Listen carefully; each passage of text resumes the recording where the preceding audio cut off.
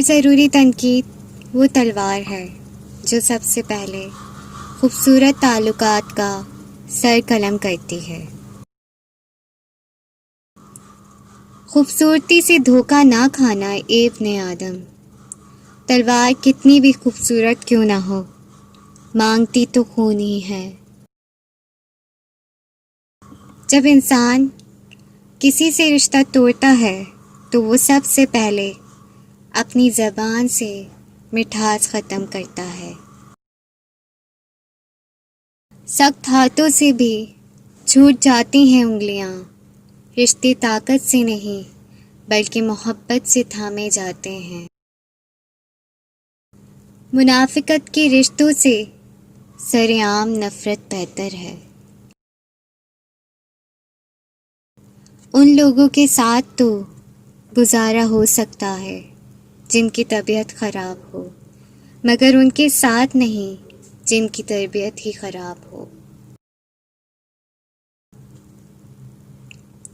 انسان کو بس ایک ہی بار آزماؤ، پھر جو بھی اس کا رنگ ہوگا وہ نظر آ جائے گا اور وہی اس کا اصل رنگ ہوگا۔ انسان مرتا ہے تو مر جائے، لیکن کبھی ان سہاروں پہ بھروسہ نہ کرے جو کئی بار اس کی بنیادوں کو ہلا چکے ہوں۔ رشتے معصوم پرندوں کی طرح ہوتے ہیں، اگر سختی سے پکڑو تو مر جائے گا، نرمی سے پکڑو گے تو اڑ جائے گا، لیکن اگر محبت سے پکڑو گے تو ساری عمر ساتھ نبھائے گا۔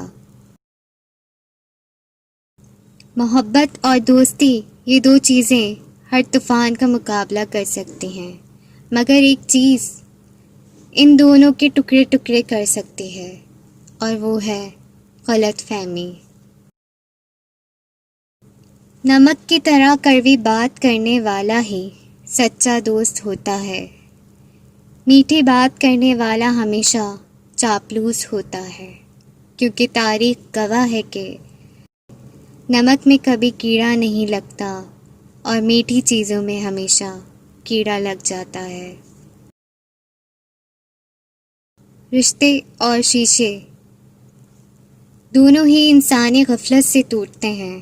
ہمیں یہ یاد رکھنا چاہیے کہ شیشے کا متبادل مل جاتا ہے، مگر رشتے کے متبادل رشتے نہیں ملتے۔ سالی اور بھابھی سے مذاق کو جاہل لوگ اپنا حق سمجھتے ہیں، جبکہ یہ سخت حرام ہے، جہنم میں لے جانے والا عمل ہے، مگر دیور، جیٹھ، بہنوئی اور غیر محرم رشتہ دار جن کا گھروں میں آنا جانا ہو، ان سے عورتوں کو بہت زیادہ پردے کا حکم ہے۔ آج کل رشتہ دار لکڑیوں کے مانند ہو چکے ہیں، جو دور ہو تو دھواں دیتے ہیں، اکٹھے ہو تو آگ لگا دیتے ہیں۔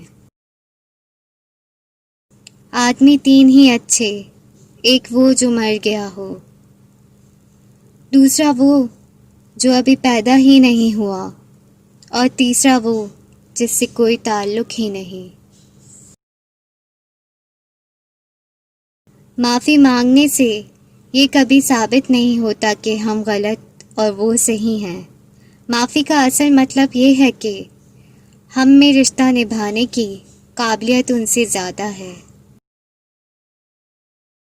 رشتوں کو مضبوط رکھنے کے دو راز: جب آپ غلط ہوں تو اپنی غلطی تسلیم کریں، اور جب آپ صحیح ہوں تو خاموشی اختیار کریں۔